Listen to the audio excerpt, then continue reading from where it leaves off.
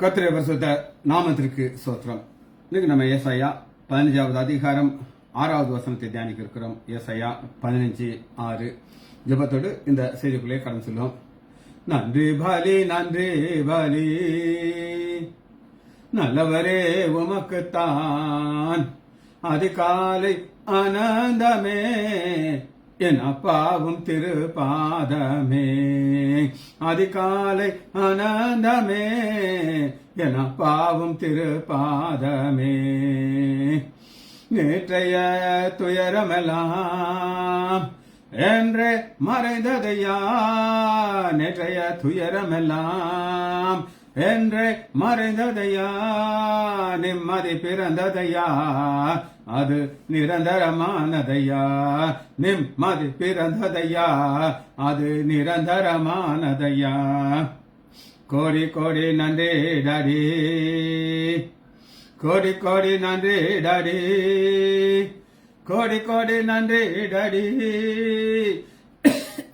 இரவெல்லாம் காத்தீர் எனும் ஒரு நாள் தாந்தீர் இரவெல்லாம் காத்தீர் எனும் ஒரு நாள் தாந்தீர் மறவாத என் நேசரே உறவாடி மகிழ்ந்திடுவேன் மறவாத என் நேசரே இன்று உறவாடி மகிழ்ந்திடுவேன் உகிரபா உகிரபா உபரபா உபாரபா ஒப்பரவா ஒப்பரவா ஒளிய பாதையிலே உற்சாக தந்தீரையா ஒளிய பாதையிலே உற்சாகம் தந்தீரையா ஓடி ஓடி உழைப்பதற்கு உடல் சுகம் தந்தீரையா நான் ஓடி ஓடி உழைப்பதற்கு உடல் சுகம் தந்தீரையா மகரவா மகரவா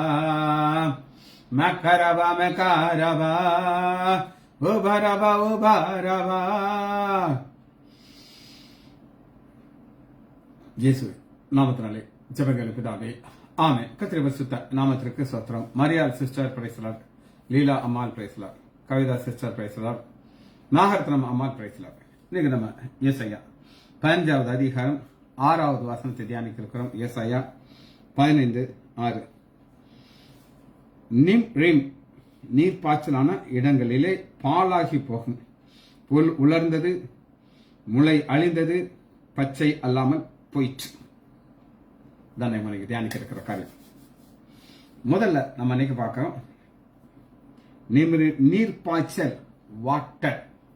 நீர்ப்பாய்ச்சல்ங்கிறதுக்கு வாட்டர்ங்கிறதுக்கு இது ஒரு எபிரேய வார்த்தை மேயம் மேயம் MAUIM மேயம் மேயம் IM சேர்த்து வாசிங்க. மேயம் மேயம் தண்ணீர். இந்த தண்ணிங்கிறது ஒரு ஸ்பெஷலான ஒரு காரியம். இருக்கு இது உருவாக்குனது எப்படிங்கிறத நம்ம பார்க்க போறோம். தண்ணீர் மேயம் ஆதியாகமம் 1வது அதிகாரம் 2வது வசனத்துல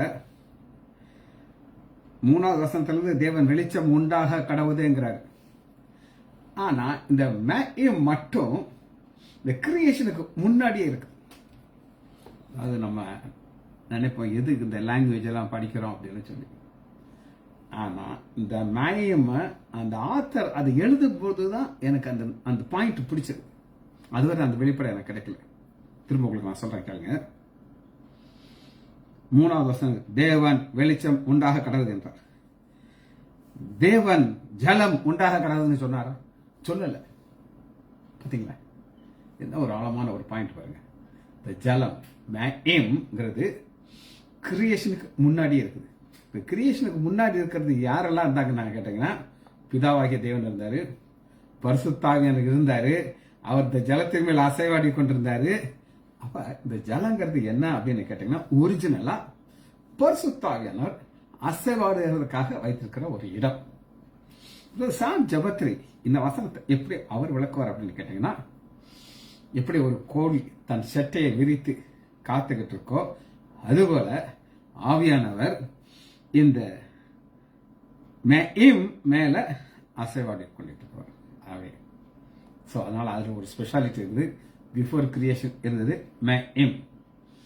அந்த மெய்ம ஆண்டவர் செப்பரேட் பண்ணிக்கிறார். எப்படி அப்படின்னு கேட்டீங்கன்னா, பால் தயிரா மாறுது, தயிர் மோரா மாறுது. இந்த மோர்ல இருந்து வெண்ணெயை பிரிச்சு எடுப்பாங்க. ஒரு மத்திய வச்சு கடைய கடைய கடைய கடைய அது பிரிஞ்சு அப்படி மிதக்க ஆரம்பிக்கும். அது போல இங்க என்ன நடக்குது அப்படின்னு கேட்டீங்க, எந்த மைம் உலகம் உண்டாடுறதுக்கு முன்னாடி இருந்துச்சோ அது 7வது வசனத்துல பாருங்க, தேவன் ஆகாய விரிவை உண்டு பண்ணி கிரியேட் பண்றாரு. ஆகாய விரிவு ஆண்டவர் கிரியேட் பண்ற ஒரு காரியம். உண்டு பண்ணி கீழே இருக்கிற மேயுக்கும் ஆகாயருக்கு மேய் இருக்கிற ஜலத்திற்கும் பிரிவு உண்டாகிறது. இப்ப என்ன செய்தார்னா 2 போர்ஷனை மாத்திட்டார். ஆகாய விரிவனை வச்சு அதுக்கு மேல மேயம் வச்சிருக்காரு. அதுதான் மழையாக நமக்கு பெய்கிறது. கீழே இப்ப நம்ம பார்க்கிற தண்ணீர். சோ இந்த இது இது இது இது 2 பக்கம் இருக்குங்கிறதுக்கு இன்னொரு வார்த்தை நான் உங்களுக்கு காட்டுறேன். யாத்திராகம் எடுத்துக்கோங்க, 20வது அதிகாரம் 4வது வசனத்துல, மேலே வானத்திலும் கீழே பூமியிலும் பூமிக்கு கீழ் இருக்கிற தண்ணீர். பூமிக்கு கீழ் இருக்கிற தண்ணீர். பூமிக்கு கீழேயும் தண்ணீர் இருக்கு. இது எதுக்காக சொல்றாரு அப்படின்னா, விக்கிரகங்கள் இருக்கக்கூடாது. மேலே வானத்திலும் கீழே பூமியிலும் பூமியின் கீழ் தண்ணீரிலும் பூமியின் கீழ் தண்ணீரிலும் கீழ் தண்ணீர் உண்டாகிறதில் ஒப்பான ஒரு விக்கிரகத்தில் ஒப்பான ஒரு சொரூபம் மாடல். மனிதர்களுக்கு ஒரு காரியத்தை பார்த்தாச்சுன்னா அதை அவங்க கடவுளா மாத்திடுவாங்க. நீ அப்படி செய்யக்கூடாது அப்படிங்கிறது இது மெய்யம்ல ஒரு ஸ்பெசிஃபிக்கான ஒரு காரியம். இது ஜெனரலைஸ்டா உள்ள ஒரு காரியம். ஆனா இப்ப நம்ம பார்க்கிறது யாத்ராகமம் 20வது அதிகாரம்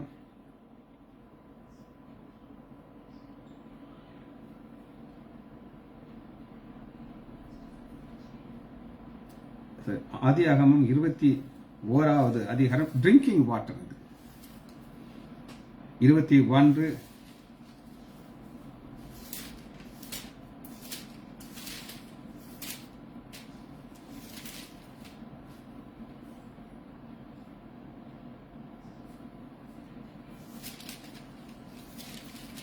19. ஆகார் ஒரு துருத்தில தண்ணியை கொடுத்துட்டு ஆபரம் அனுப்பிட்டார். இவ்வளவுதான், எனக்கு மேலே எதுவும் கேட்காத. அந்த துருத்தில் உள்ள தண்ணி காலியா போச்சு. காலியாக்க பண்ணாங்க. 19 வசனம் பாருங்க, ஆதியாகமம் 21:19. தேவன் ஆகாருடைய கண்களை திறந்தார். அப்பொழுது அவள் ஒரு தண்ணீர் துறவை கண்டு போய் துருத்தியிலே மேயை நிரப்பி பிள்ளைக்கு குடிக்க கொடுத்தார். இது ட்ரிங்கிங் வாட்டர். அது எங்க இருந்துச்சு? அது அங்கதான் இருந்துச்சு. ஆனா அவருடைய கண்கள் மறைக்கப்பட்டிருக்கு. இது என்ன அப்படின்னு கேட்டீங்கன்னா, ஆண்டவர் ஒவ்வொரு காரியத்தையும் ஒவ்வொரு டயத்துல வெளிப்படுத்துவார். இப்ப நான் உங்களுக்கு சொன்னேன், இந்த மேம் கிரியேஷனுக்கு முன்னாடி இருந்துச்சு, இன்னைக்கு வரை எனக்கு தெரியாது. அது எனக்கு என் கண்களை திறந்தார். நான் உங்க கண்களை திறக்கிறேன். ஆனா இது நீங்க ஞாபகத்தில் வச்சிருப்பீங்களான்னு எனக்கு தெரியாது. இன்னைக்கு ஒரு சில பிரேயர் மக்கள்கிட்ட பேசிட்டு இருக்கும்போது நான் கேட்டேன், ஞாயிற்றுக்கிழமை நான் என்ன எத்தனாவது அதிகாரம் சங்கீதம் சொல்லித்தரேன்னு கேட்டேன். பிளாங்க். சரி, திங்கக்கிழமை நான் என்ன செய்தி சொல்லி கொடுக்கிறேன்? பிளாங்க். வியாழக்கிழமை என்ன செய்தி கொடுக்கிறேன்? பிளாங்க். அவங்க வந்துருவாங்க, அவங்க ஒரு அட்டண்டன்ஸ் போட்டுருவாங்க. அதுக்கப்புறம் இங்க இருக்காங்களா போறாங்களா எனக்கு தெரியாது. ஆனா ஆண்டவரோடு கூட இருக்க இருக்க இருக்க ஆவிக்குரிய கண்கள்ல ஸ்பெஷலா கண்ணை திறந்து காட்டுறாங்க. அதுபோல இது ஆவிக்குரிய காரியம். இங்க அந்த பிள்ளைய போடும்போது அந்த துறவு அங்கதான் இருந்துச்சு. ஆனா அவள் கண்களால் பார்க்க முடியாது. எப்படி ஆபிரகாம் ஈசாக்கு பலியிட வந்தார். பிள்ளை மேல அந்த கட்டை மேல ஈசாக்கு படுக்க வச்சாச்சு, கையை கட்டியாச்சு. ஆடு அங்கதான் இருந்துச்சு, கண்களுக்கு தெரியாது. அந்த ஒரு டைம் வரும்போது அந்த கண்களை திறக்கிறார், பார்க்க முடியும். சரி, இந்த கண்கள் தண்ணியிலே ஒரு ஸ்பெஷல் வாட்டர் அவங்களுக்கு காட்ட போயிருக்கு. ஸ்பெஷல் தண்ணி வாசிப்போமா? 1 ராஜாக்கள் 22வது அதிகாரம் 27 22 27. மிகாயா ஒரு தீர்க்கதரிசி, இவனை சிறைச்சாலையில் வைத்தார். நான் சமாதானத்துடன் வரும் அளவும் இவனுக்கு இடுக்கத்தின் அப்பத்தையும் இடுக்கத்தின் தண்ணீரையும் சாப்பிடப்படுகிறது. இடுக்கத்தின் அப்பம் இடுக்கத்தின் தண்ணீர் தான் கேவலமான ஒரு காரியம். நாங்க ஒரு ஹோட்டல் சாப்பிட போறோம், பார்த்தா பயங்கரமா இருந்துச்சு. ஆர்டர் பண்ணியாச்சு, சாப்பாடு வந்துச்சு, சாப்பிட முடியும். So horrible. நாங்க அப்படியே முழிக்கிறோம் சாப்பிட முடியாம. அவங்கெல்லாம் கண்டுக்கவே மாட்டேங்கிறாங்க. நீ வந்துட்டு ஆர்டர் பண்ணியாச்சு, சாப்பாடு கொடு, அதுக்கு பிறகு இடுக்கத்தின் அப்பம் இடுக்கத்தின் தண்ணீர் அப்படின்னு இருக்குது. இடுக்கத்தின் தண்ணீர் அப்படின்னா என்ன அப்படின்னு கேட்டீங்கன்னா, ஒரு ஹாரிபிளான வாட்டர், குடிக்க முடியாத அளவுக்கு உள்ள கசப்பான ஒரு தண்ணீர் இருக்கும், ஆனால் குடிக்க முடியாது. இது ஒரு வகையான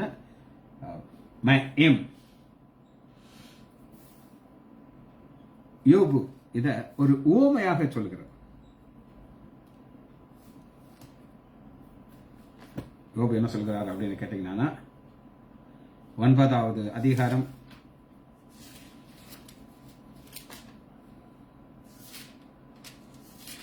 9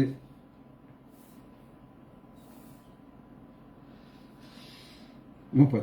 நான் உறைந்த மலை தண்ணீரிலே மூழ்கி என் கைகளை சவுக்காரத்தினால் சுத்தம் பண்ணினாலும், நான் என்னை சேற்று பள்ளத்தாக்கிலே அமிழ்த்தினாலும், ஓமை எல்லாம் ஓமை ஓமை, இப்படி செய்தாலும் இப்படி அதற்கு இவர் யூஸ் பண்ற ஒரு வார்த்தை உறைந்த மலை மெய்யம். சரி, முதல்ல ஒன்று பார்த்தாச்சு. ரெண்டாவது பார்க்க போறோம் டெசலேட். இந்த டெசலேட்டுங்கிறத நான் முதல் வசனத்தில் காமிச்சிட்டேன். ஏசாயா 15வது அதிகாரம் 6வது வசனம். பாழாய் போகும், பாழாய் போகும், டெசலேட். மீம் மீம் எஸ் ஏ மீம் MEM சமீம். ஏ மேல ஒரு கோடு போட்டிருக்கேன், இ மேல பாப்பா மீம் இம் கீழே மீம் டெசலேட். இது என்னன்னு பார்ப்போம். ஆண்டவர் ஒரு சாபத்தை அனுப்பும்போது இந்த டெசலேட் நடக்கும். லேவியராகமம் 26வது அதிகாரம் 22வது வசனம், 26 22. உங்களுக்குள்ளே வெளியின் துஷ்ட மிருகங்களை வரவிடுவேன், அவைகள் உங்களை பிள்ளை அற்றவர்களாக்கி உங்கள் மிருக ஜீவனை அழித்து உங்களை குறைந்து போக பண்ணும். உங்கள் வழிகள் பாழாய் கிடக்கும். உங்கள் வழிகள் பாழாய் கிடக்கும். ஒரு நடந்த சம்பவத்தை உங்களுக்கு சொல்றேன். எங்க ஹாஸ்பிட்டல் ஒரு அண்ணன் ஒருத்தர் வேலை பார்த்துட்டு இருந்தாரு. அந்த டயத்தில் மழை நான் ஸ்டாப்பாக பெஞ்சிட்டு இருந்துச்சு. ஃபியூ இயர்ஸ், ஒரு 15 வருஷம் இருக்குன்னு வச்சுக்கோங்களேன். அப்போ அவர் வீட்டுக்குள்ள ஒரு பாம்பு வந்து அவர் மனைவியை கொத்திட்டு போயிடுச்சு. அந்த அம்மா ஃபியூ செகண்ட்ல எல்லாம் இருக்காங்க, இறந்துருச்சு. இறந்த உடனே எங்கள்கிட்ட ஒரு ஆள் வந்து சொல்றாரு, சார் அவன் ரொம்ப மோசமானவன் சார், அவன் பொண்டாட்டியை அடிச்சே கொண்டுட்டான் சார். அப்போ ஒரு பாம்பு வந்து கடிச்சதை எங்களுக்கு தெரியும், அது முடியும். அதான் ஆண்டவர் சொல்லுகிறார், அது உங்கள் வழிகள் பாழாகி போகும். இசைக்கல்ல இது இன்னொரு காரியத்தை உங்களுக்கு நான் காட்டுறேன்.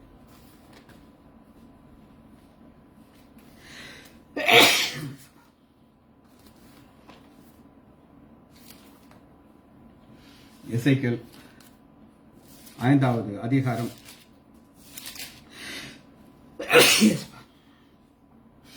5:14. கடந்து போகிற யாவரும் கண்களுக்கு முன்பாக உன் சுற்றுப்புறத்தாரக ஜாதிகளுக்குள்ளாக நான் உன்னை பாலும் நிந்தையும் ஆக்குவேன். எல்லாரும் பார்த்து உன்னை பார்த்து சிரிப்பாங்க, இப்படி இருந்தானே. இன்னொரு வார்த்தை எசேக்கியேல் 6வது அதிகாரம் 14. நான் என் கையை அவர்களுக்கு விரோதமாக நீட்டி அவர்கள் எல்லா வாசத்திலும் உள்ள தேசத்திற்கும் அளித்து அதன் திப்லாத்தின் மனாந்தரத்தை பார்க்கிலும் அதிகமாக பாழாக்குவேன். அப்பொழுது நான் கர்த்தர் என்று அறிந்து கொள்வார்கள். டிஸ்ட்ரக்ஷன், சாபம். சரி, கடைசி அவனை பார்த்து முடிக்க இருக்கிறோம். அது கிராஸ். இது கிரேக்க வார்த்தை. கிராஸ் கோராட்டோஸ். கோட்ரோஸ், COR, Krotos.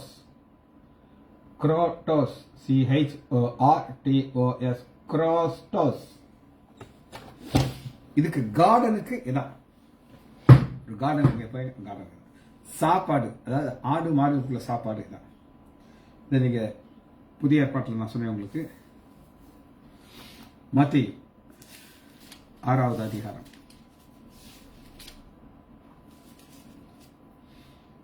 30. அற்ப விசுவாசிகளே, இன்றைக்கு இருந்து நாளைக்கு அடுப்பிலே போடுகிற காட்டு புல்லுக்கு, குரோட்டோஸுக்கு, காட்டு புல்லுக்கு. 14வது அதிகாரம் 19. 14, 19 ஆண்டவர் ஆகாரத்தை கொடுக்கிறார். அப்பொழுது அவர் ஜனங்களை புல்லின் மேல் பந்தி இருக்க கட்டளையிட்டு அந்த 5 அப்பத்தையும் அந்த 2 மீன்களையும் எடுத்து வானத்தை பார்த்து ஆசீர்வதித்து அப்பத்தை பிட்டு ஷேர்களுக்கு கொடுத்தார். இது குரோட்டோஸ். சரி, லாங்குவேஜ் பார்த்தாச்சு. இனி நம்ம வசனத்துக்குள்ள போகிறோம்.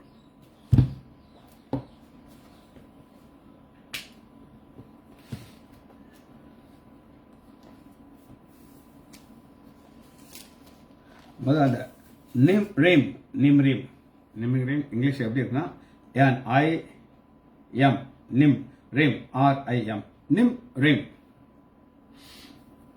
நிம்ரீம் நீர்ப்பாய்ச்சலான இடங்கள். நீர்ப்பாய்ச்சலான இடங்கள். நிம்ரீம் மோசையுடைய காலத்தில் என்ன நடந்தது அப்படின்னு கேட்டீங்கன்னா, என்னாகமம் எடுத்துக்கோங்க.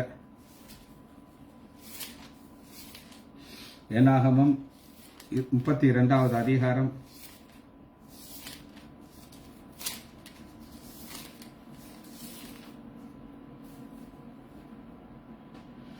3வது வசனம். கர்த்தர் இஸ்ரேல் சபைக்கு முன்பாக முறியடித்த ஆத்ரோத், திஸ்போன், யாசோர், நிம்ரா, எஸ்போன், நேபா. இந்த இடத்துல நம்ம பார்க்கிற நிம்ரா இருக்குது. இது செழிப்பான ஒரு இடம். ஆடு மாடுகள் வளர்க்குறதுக்கு பெஸ்ட் இடம். நம்முடைய ஊர்ல எல்லாம் பார்த்தீங்கன்னா அந்த கருவளம் புல்லை தவிர வேற எதுவுமே இருக்காது. கருவளம் முள் செடி தான் இருக்கும். இந்த ஆடுகளை பத்திட்டு போகும்போது அது ரொம்ப கஷ்டத்தோடு மேய்ஞ்சிட்டு இருக்கும். ஆனா நீங்க இந்த கொடைக்கானல் இந்த மாதிரி இடத்துல நீங்க பார்த்தீங்கன்னா எல்லாமே புல்லா இருக்குங்க. அந்த ஆட்டுக்கு சாப்பிட்டு முடிக்க முடியாது. அது முடிகள் எல்லாம் நல்லா ரொம்ப நல்லா ஹெவியா வளரும். இப்ப இந்த இடம் ஆடு மாடுகளுக்கு உகர்ந்த இடம். பாருங்க 2வது வசனம். ஆகையால் ரூபன் புத்திரரும் காத் புத்திரரும் வந்து மோசே ஆசனையை நோக்கி என்ன சொல்றாங்க அப்படின்னு கேட்டீங்கன்னா, பாருங்க முதல் வசனத்துல பார்த்து அது ஆடு மாடுகளுக்கு தகுந்த இடம். அவங்கள்ட்ட ஆடு மாடுகள் திரளா இருக்கு. எப்பவுமே ஒரு மேய்ப்பனுக்கு தனக்கு சாப்பாடு இருக்கா இல்லையா, தன்னுடைய ஆடு மாடுகளுக்கு சாப்பாடு இருக்கணும். ஏன் ஆடு மாடுகளுக்கு சாப்பாடு இருக்கணும் அப்படின்னு கேட்கறான் அப்படின்னு கேட்டீங்கன்னா, இதுதான் அவங்களுடைய வாழ்வாதாரம். அப்ப இவங்க மோசைட்ட நைஸா கேட்கறாங்க, இந்த இடத்த எங்களுக்கு கொடுத்துருங்க, ஆடு மாடுகள் நிறைய இருக்கு அப்படின்னு சொல்லி. எல்லாம் டென்ஷன் ஆயிடுறாங்க. இன்னும் எவ்வளவு தூரம் நம்ம போகணும், ஜெயிக்கணும், கானான் திசை முழுவதும் போகணும், நீங்க 2 பேரும் நைஸா கலங்கிட்டா எப்படியா முடியும்னு சொல்லி அவங்க சொல்றாங்க. அப்படி மட்டும் நீங்க நினைச்சிடாதீங்க, எங்க மனைவி பிள்ளைகள் இருக்கட்டும், நாங்க எல்லாம் யுத்த புருஷர்கள், நாங்க என்ன செய்வோம், நேரம் அவங்க கூட வந்து எதுவரை முடிக்குமோ எல்லாம் முடிச்சுட்டு ஜெயத்தை பெற்றுக்கிட்டு தான் நாங்க இங்க திரும்ப வரோம் அப்படின்னு சொல்லி கன்வின்ஸ் பண்றாங்க. அப்போ அது எவ்வளவு ஒரு செழிப்பான இடமா இருக்கும். ரைட். இப்ப நம்ம தமிழ்நாட்டில் குறும்பூர் அப்படின்னு ஒரு ஆடு. குறும்பூர் யோசுவா 13வது அதிகாரம்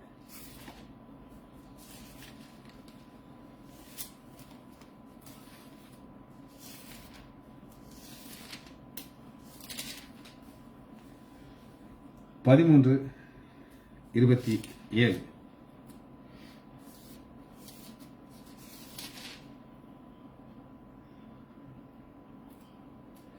எஸ்போன் ராஜாவாகிய சீகோன் ராஜ்யத்திலே மற்ற பங்குகளாகிய பள்ளத்தாக்கு பெத்ராமும் பெத்ரீமும் சுக்ரோத் சாபோத் யோர்தான் மட்டும் இருக்கிற கிழக்கே இருக்கிற கடற்கரை ஓரமாக இருக்கிற கிணரேத் கரை மட்டும் இருக்கிற அவர்கள் எல்லைக்குள்ளாக.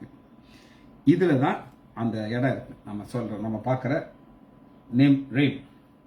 இந்த எஸ்போன் ராஜா இந்த பெத் ரீமா இடத்துல அவர் இருக்கார். 28வது வசனத்துல பாருங்க, இந்த பட்டணங்கள் இவைகளெல்லாம் காத் புத்தருடைய வம்சத்துக்கு முடிஞ்சிச்சு. இது என்னன்னா, எந்தெந்த ஆடுகள்ல ஸ்பெஷல் ஆடுகள் இருக்கும். நொக்கோட் அப்படின்னு ஒரு ஆடு, அது எங்க கிடையாது, இஸ்ரேல்ல இருக்கும். அது ரொம்ப ஸ்பெஷல் ஆடு. அதாவது ஒரு ஆள் 100 ரெகுலர் ஆடு வச்சுக்கிறதும் ஒரு 10 ஆடு வச்சுக்கிறது ஈக்குவல். அந்த அளவு ஸ்பெஷல் ஆடு. இதெல்லாம் வர செழிப்பு அந்த புல் என்ன செய்யுது, வாடி போய் வாசிக்கணும். இந்த கிராஸ். ஏசாயா 16வது அதிகாரம் 9வது வசனம். ஆகையால் யாசேருக்காக அழுது சிப்மா ஊருக்காக திராட்சைக்காக மிகவும் அழுவேன். எஸ்போனே எல் யாசையே உனக்கு என் கண்ணீரை பாய்ச்சுவேன். தண்ணீர் இல்ல, என் கண்ணீரா பாய்ச்சுவேன். உன் திராட்சை பல அறுப்புக்காக ஆற வைக்கிற சந்தோஷம் விழுந்து போயிட்டு, வெளி பயிரிலிருந்து சந்தோஷமும் கழிப்பும் அற்று போயிட்டு, திராட்சை தோற்றங்களுக்கு பாடல் இல்லை, ஆடல் இல்லை, இதெல்லாம் நசி ட்ரை ஆயிடுச்சு. காரணம் என்னன்றது நம்ம பார்ப்போம். யோவேல் எடுத்துக்கோங்க, ரீசன் நம்ம பார்த்து பிடிக்க போயிடும். யோவேல் பக்கம் 1060, 1வது அதிகாரம் 10வது வசனம். வயல்வெளிகள் பாலாயிற்று, பூமி துக்கம் கொண்டாகிறது, விளைச்சல் அழிக்கப்பட்டது, புது திராட்சை ரசம் வற்றி போயிற்று, எண்ணெய் மாண்டு போயிற்று. எல்லாமே யாருக்கு இது தெரியும் அப்படின்னு நீங்க கேட்டீங்கன்னா, யாருக்கு நல்ல ஆசீர்வாதம் இருந்து குறைஞ்சவங்களுக்கு தான் அந்த கஷ்டங்கள் தெரியும். ஆசீர்வாதங்கள் இருந்து அழிகிற ஒரு கூட்டம் இருக்கிறாங்க. ஒரு பெரிய சினிமா தியேட்டர் விருதுநாடு. அவங்க எப்படி இருப்பாங்கன்னா, நான் கண்ணால பார்த்துருக்கேன். அந்த என்ட்ரன்ஸ்ல ஒரு பெரிய பெஞ்சு போட்டு அந்த ஓனர்ஸ் மாத்திரம் அதில் உட்காந்துருப்பாங்க. அவங்க உட்காந்துருக்க ஸ்டைல் வேறு மாதிரி இருக்கும். அங்கே போறவங்க எல்லாம் ஓனர் அப்படின்னு பார்த்துக்கிட்டே போவாங்க. தங்களை பார்க்கறது அவங்களுக்கு ரொம்ப சந்தோஷம் கொடுக்கும். ஒரு நாள் ஒரு பிரச்சனை வந்துச்சு. அந்த ஓனர் மண்ணெண்ணையை தலையில் ஊற்றி தீ வச்சிட்டார். ஃபுல்லாக 100% வந்துருச்சு. இப்போ அந்த மேனேஜர் எங்கள் அப்பாவுக்கு ரொம்ப க்ளோஸ் ஃப்ரெண்ட், தியேட்டர் மேனேஜர். அவர் எங்கள் அப்பா சொல்கிறாங்க, தனியாக கூப்பிட்டு, இது 100% இறந்து போயிடும், தீ படாத இடமே இல்லை, ஹோப் வச்சுக்கிறாங்க அப்படின்னு சொன்னாங்க. சார் என்ன சார் சொல்றீங்க, ஓனருங்கிறதுக்காண்டி ஏதாவது மாறுமா, இதெல்லாம் ட்ரீட்மெண்ட் ஒன்று தானுங்க அப்படின்னு சொல்லி எங்கள் அப்பா நைஸாக கலந்துக்கிட்டார். இந்த சத்தம் அவருக்கு கிடைச்சிருச்சு. எங்கள் அப்பாவை கூப்பிட்டு அவர் சொல்றாரு, நீங்கள் நீ பிழைக்க வைங்க, தியேட்டர் உங்கள் பேரில் எழுதி வச்சார். பாருங்க, கண்ணுக்கு முன்னாடி எல்லாமே அவருக்கு இல்லாமல் ஆகிப்போச்சு. காரணம் சாபம். சரி, அது ஒரு பக்கம் இருக்கட்டும். இங்க நம்ம பார்க்கறது என்ன அப்படின்னா, காரணத்தை 13வது வசனம் வாசிக்கிறேன். இந்த அழிவுக்கு காரணம் என்ன அப்படின்னு கேட்டீங்கன்னா, யோவேல் 1வது அதிகாரம் 13வது வசனம். ஆசாரியர்களே ரட்டு உடுத்தி புலம்புகள், பலிபீடத்தின் பணிவிடைக்காரர்களே அலறுங்கள், என் தேவனுடைய தொண்டரே நீங்கள் உள்ளே பிரவேசித்து ரத்து தொடங்குது, உங்கள் தேவனுடைய ஆலயத்தில் போஜனங்கள் நிறுத்தப்பட்டது. எல்லாமே இவங்க ஆசாரியர்கள் செய்ய வேண்டியதை செய்யல. அதான் அதனுடைய அழிவுடைய ஒரு காரணம். 18வது வசனத்தை பாருங்க. காட்டு மிருகங்கள் எவ்வளவாக தவிக்கிறது, மாட்டு மந்தைகள் தங்களுக்கு மேய்ச்சல் இல்லாதனாலே கலங்குகிறது, ஆட்டு மந்தைகள் சேதாரமாகி போயிற்று. எல்லாமே நம்ம அங்க பார்த்ததுடைய விளக்கத்தை யோவேல் எழுதிட்டார். ரூல் ரூல் தான், இது யூனிவர்சல் ரூல்.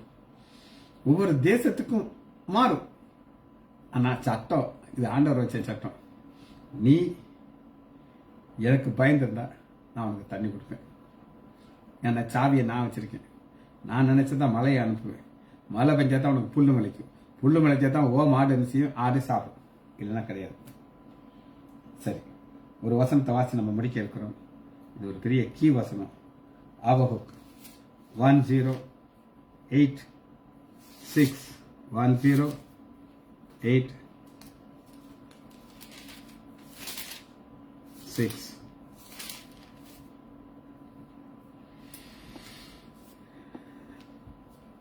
அப்போ 3:17. அத்திமரம் துளிர் விடாமல் போனாலும், திராட்சை செடி பழம் உண்டாமல் போனாலும், ஒலிவு மரத்தின் பழம் அற்று போனாலும், வயல் தானியம் விளையாமல் போனாலும், ஆட்டு மந்தைகள் தொழுவத்திலே மாறு இல்லாமலும், நான் கர்த்தருக்குள் மகிழ்ச்சியாக இருப்பேன், என் தேவனுக்குள் களி கூறு. ஒரே ஒரு சாட்சி, என்னுடைய சாட்சி கிடையாது, நான் கேட்ட சாட்சி. நேற்று ஜானகியம்மாள் எனக்கு ஒரு தோத்திரம் போட்டாங்க. ரொம்ப சந்தோஷமா இருந்தாங்க. முகத்துல ஒரு சந்தோஷத்தை என்னால் பார்க்க முடிச்சது. அவங்க சொல்றாங்க, விஜி அவங்க மக டாக்டர், அவளுக்கு மதுரையில் ஒரு ஹாஸ்பிட்டலில் வேலை கிடைச்சிருக்கு. அது என்ன ஹாஸ்பிட்டல்னு கேட்டிங்கன்னா, கருத்தரிப்பு மையம். அங்கே ஒரு போஸ்ட் அவங்க கூப்பிட்டுருக்காங்க. ஒரு சம்பளத்தை சொன்னால் எனக்கு ரொம்ப சந்தோஷமா இருந்துச்சு. என்னால் யோசிச்சு பார்க்க முடியாத அளவுக்கு ஒரு நல்ல ஒரு பெரிய சேலரி அவங்க கொடுக்கறதாக கான்கிரீட் போட்டு கொடுத்துருக்கேன். இதாங்க, நமக்கு எல்லாமே இல்லாத மாதிரி தெரியும். ஆனால் ஆண்டவர் ஒரு விசிதமான ஆசீர்வாதத்தை வச்சிருப்பார். அதற்கு என்ன செய்யணும் அப்படின்னு கேட்டிங்கன்னா, கர்த்தருக்குள் மகிழ்ச்சியாக இருப்பேன், என் ரட்சிப்பின் தேவனுக்குள் களி கூறுவேன். இதை நீங்கள் செய்யணும். அவர் புல்ல கொடுப்பாரு. ஆடு இருக்காது, மாடு இருக்காது, திராட்சை மரம் இருக்காது, ஒன்றுமே இருக்காது, எதுவுமே இருக்காது. ஆனால் ஆண்டவர் ஆசீர்வாதம் கொடுப்பார். அது அவருடைய வேலை. ஜெபிச்சு முடிப்போமா? மகா இரக்கமும் கிருபையுமுள்ள பிதாவே, துதிக்கிறோம் ஐயா. நாங்கள் உண்மை நோக்கி பார்க்கிறோம் ஐயா. வேத வசனமாகிய புல் மேல நாங்கள் வாஞ்சியா இருந்து அதை நீர் எங்களுக்கு கொடுக்கிறேன். அதை நாங்கள் மகிழ்கிறோம் ஐயா. இந்த ஆடுகளுக்கு ஏற்ற ஆகாரத்தை நீர் கொடுத்து மகிழ்கிறதுக்காக நன்றி. பிள்ளைகள் ஒவ்வொருவரையும் என் ஆண்டவராகிய இயேசு கிறிஸ்து நாமத்தினாலே ஆசீர்வதிக்கிறேன். இயேசுவின் நாமத்தினால் ஜெபங்களுக்கு பிதாவே. ஆமேன், ஆமேன், ஆமேன்.